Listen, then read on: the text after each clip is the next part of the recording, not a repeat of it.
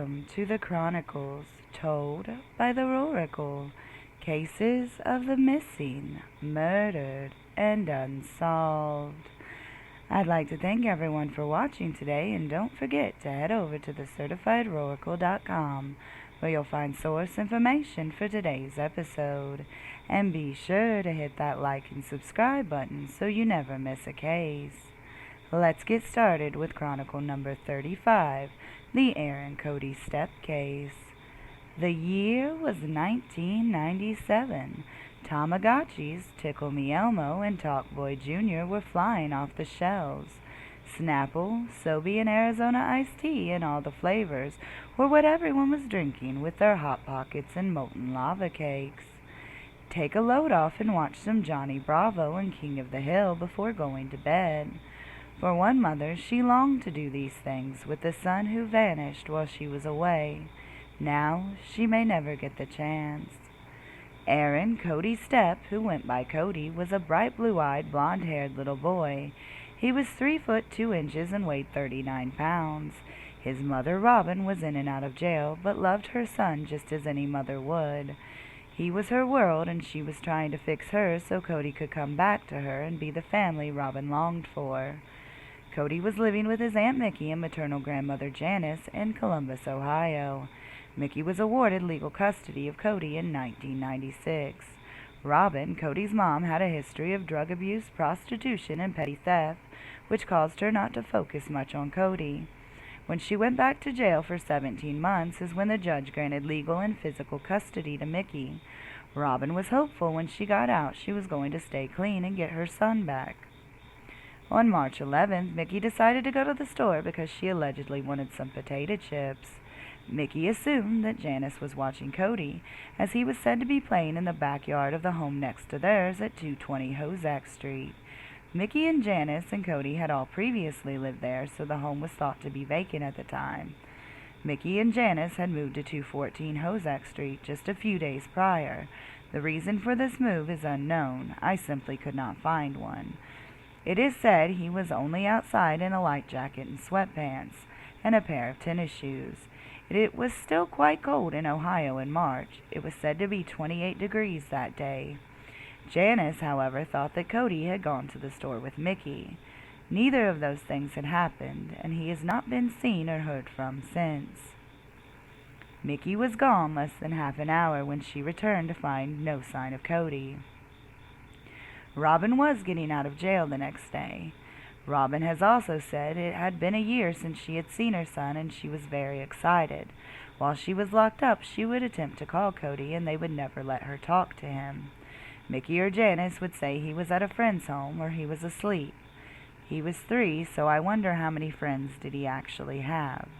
Things did not add up for Robin, but she was going to see her son on March 12th. That is until he was reported missing by Mickey and Janice on March 11th.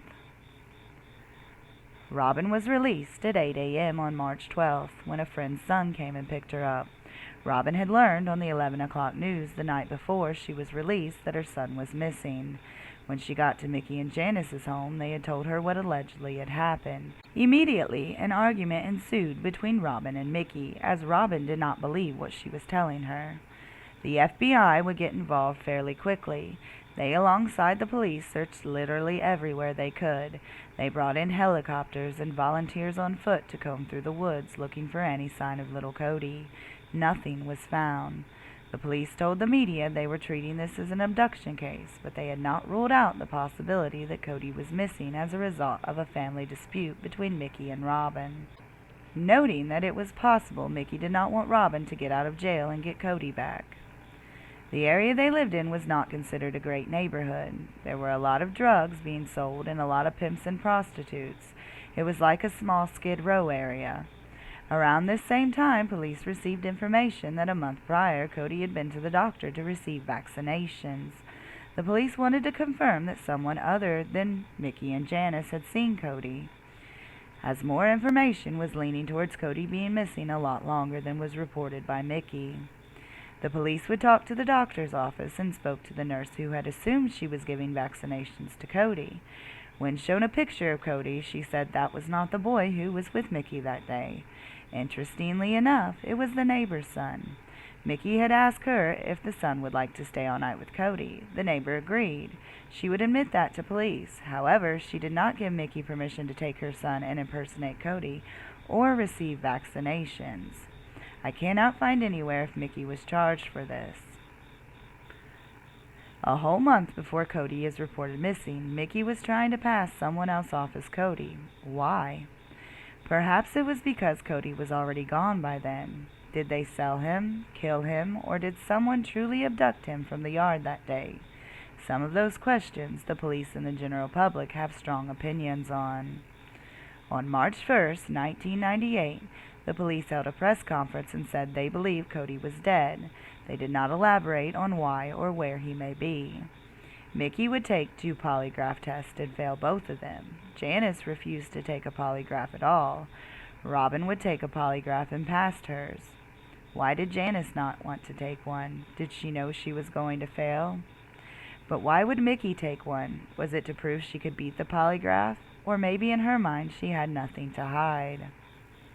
On August 28, 1998, Robin would have a hearing to get Cody declared legally dead. She did not have a life insurance policy on him, and it was not motivated by money. It was motivated by the fact that Robin wanted to file a wrongful death suit against Mickey and Janice, as she believed they gave her son away to a family member in West Virginia or Kentucky. She was instructed to do this by her attorney, as he said it would help get an indictment against Mickey and Janice. The judge, however, would not pronounce Cody legally dead. In this hearing, it would come out that Janice had a daughter named Tinny, and she was 2 years old in 1964 when she passed away. It was said she passed away of pneumonia caused by bronchitis. When the autopsy was performed, it was found she had burns all over her body in various stages of healing, indicating she was abused. Of course, Janice would deny these claims, and no charges were ever brought against her. However, her other daughter Diane would testify that she was an abusive mother. She would lose her temper and throw objects and beat the kids. She had once beat Diane until she was unconscious. Another close relative testified that Janice would make Tinny sit on a hot stove as punishment because she had accidents while being potty trained. The close relative also said that she would make Tinny sit on a potty for 8 to 10 hours at a time. This woman was pure evil in my mind, and how she was not charged in her daughter's death is beyond me. Tinny was left unattended and sick in bed for days before finally being taken to get medical treatment, but it was already too late, and Tinny passed away. So with one child abused and passed on, and another missing, one would think this would be an open and shut case. However, that was not at all the case. This would take even more twists and turns when neighbors came forward and said that they had not seen Cody around the home in over a year, and this was before he vanished. Where was he? It should be noted in 1997, when the police went to the home, there were only a few clothing items belonging to little Cody, no pictures of him and no toys.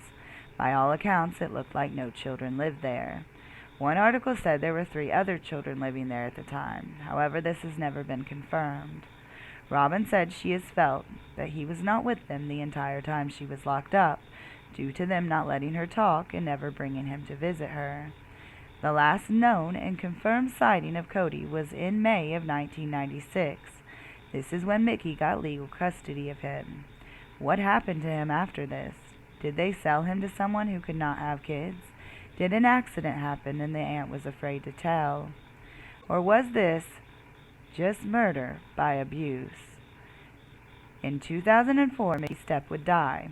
It is said of natural causes, but some articles state she was into drugs, and that could have played a part in it. Since, Janice Stiles has passed away also. So whatever they knew went to the grave with them. In 2007, a woman named Linda Fox wrote a comment on a blog. It started off as saying, "I have reason to believe Cody is alive and living in or near Lebanon, Ohio." It goes on to say she picked up a boy who looked to be 9 or so on December 12th, on her way home from choir practice. He was 3 miles east of Lebanon walking towards there. The boy told her he was going to McDonald's to meet his cousin or friend, he wasn't sure which, named Jeremy. Linda drove him to the McDonald's. They waited and no one showed up. Linda would buy him food and they talked. She told him she would give him a ride home, and he agreed. However, he did not know where he lived. He knew he was staying with his Aunt Donna, but he did not know his aunt's last name. He also told her he was 13 years old and being homeschooled. This is when he told her his last name was Irwin. Linda thought this was odd, and after a half an hour of driving around without Cody spotting his aunt's house, she decided to take him to the local police department. She assured the boy he was not in any trouble. Linda went in to get a police officer, and when they came back out, the boy had ran away. Linda said she went home and looked through all the pictures of missing kids in Ohio. When she came across an age progression picture of Cody, she knew that was the boy she had picked up that night. She bagged up all the cups and cutlery the boy used the night before. She took them to the police department where she told them what had happened the previous night and gave them what she thought could have Cody's DNA on it. However, she is not sure if anything came of this. I would like to note that this was just a post on a blog, and none of this has ever been confirmed. However, if Linda did truly see the boy that night, it means that Cody could possibly still be alive. This is something that we may never have the answer to. Police have been on Robin's side the whole time, with one detective even thinking like her that Cody is still alive and has no clue who he is. Robin lives with her best friend Pam and former partner, and her health is fading. She was diagnosed with pulmonary fibrosis and does not have long to live. She desperately wants to know what happened to her son before she leaves this world. She has never thought he was dead. She has always felt he is alive and living with some other family member. If you have any information on this case, please call the Columbus Police Department, Ohio, at 614-645-4670, or the National Center for Missing and Exploited Children at 1-800-843-5678. I'd like to thank you for watching today, and please hit that like button, share, and subscribe so I can continue helping families of the missing, murdered, and unsolved. As always, this is the Chronikle signing off.